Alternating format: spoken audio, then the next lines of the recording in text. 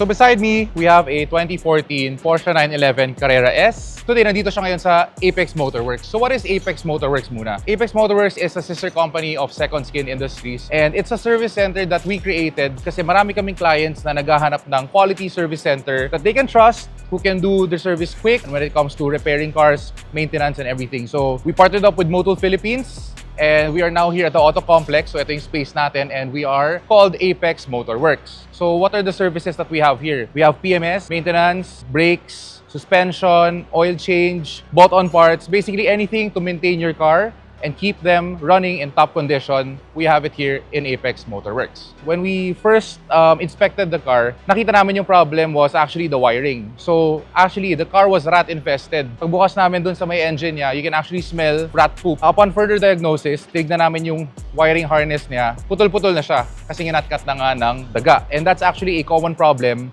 kasi yung mga wires ng mga European cars, especially mga Porsche, Lambo, they're made of soy. So, yung soy na yun, pag uminit, nag-i-emit siya ng smell na nagugustuhan ng daga, and that's actually a big problem for European car owners. We removed the engine, we checked the entire wiring harness. Dami namin nakitang putol-putol that we fixed properly. So, we were able to fix the car in under a month. We replaced everything. Even yung aircon niya, the condensing unit was really bad already. Compressor was bad. So, we replaced everything with genuine Porsche parts. And right now, the car is running great. And we are about to bring it to Second Skin Industries to be detailed, to restore the headlights, and to install Magnus Pro paint protection on the full car. So we will show you how that's gonna look like in just a few weeks. But before that, I'll give you a quick tour on Apex Motorworks to show you the cars that we're working on today. So over here, we have a Benz. This is a 2010 S-Class. So medyo matagal na siya hindi umaandar. Again, na-stock up din siya. We're doing a full engine rebuild, and we're gonna be rehabilitating the entire car also. And then since the paint is already really bad, hindi na siya kayang i-save ng detailing, we are going to be repainting it with our partner, Paint Guys and Chromax. And then over here, of course, you know this car already. This is my shop car, the C63. As you can see, it's sporting a new livery to support Apex Motorworks and Motul. So medyo mukha na siyang track car ngayon. Hopefully matrack natin siya one of these days. So it's here because we've upgraded some of the parts also, and I did a full PMS. And nag-aantay na lang ako ng ilang parts from the US so we can install it and get it running on the streets again. Over here, we have a Honda Mobilio. So ito naman, we're replacing the condensing unit of the aircon kasi bumigay na siya. So as you can see, although we're doing and specializing high-end European cars, we can also take care of your daily Japanese units. Behind me, we have Angie's Ferrari F430. So this is a project that we did last year for the transport show. It's here today because we're doing a full interior rehab with our partner shop, NIF. So papalitan namin yung buong interior niya, and it's gonna be amazing. It's a color that Angie chose, and insert namin dito kung paano ni Angie binaklas yung mga panels niya.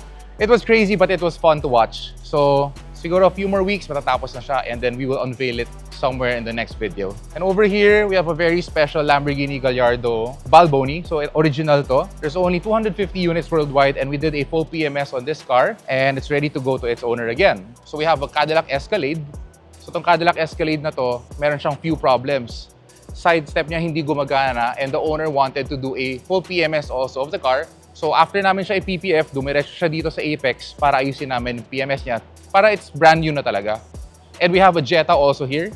So itong Jetta na to, crazy yung may-ari nito. We're actually going to be doing another one of his car. It's a BMW M2. Stay tuned for that. But this car just underwent full PMS. Just chinek lang namin if it's ready to go kasi he might sell this very soon. Then over here, very interesting, we have a Tesla Model X. So ito yung first generation ng Tesla. And problem with this car is yung aircon niya hindi na lumalamig. And since Tesla, wala pa siyang service center for this unit, dinala ni client dito. And we're currently replacing it. And then we will reprogram the car and make sure that it runs like new again. Behind me, we have an Audi A4. So ito, simple lang. This is a simple PMS, change oil, brake pads, and then good to go na ito mamaya. And last but not least, we have a Corvette C5.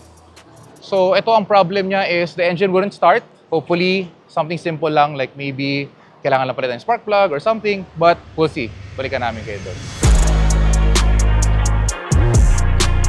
Again, we specialize on PMS maintenance, bought on parts. If may problem yung car nyo, just give us a call, follow our page on Instagram and Facebook, and hopefully I'll get to see you guys here.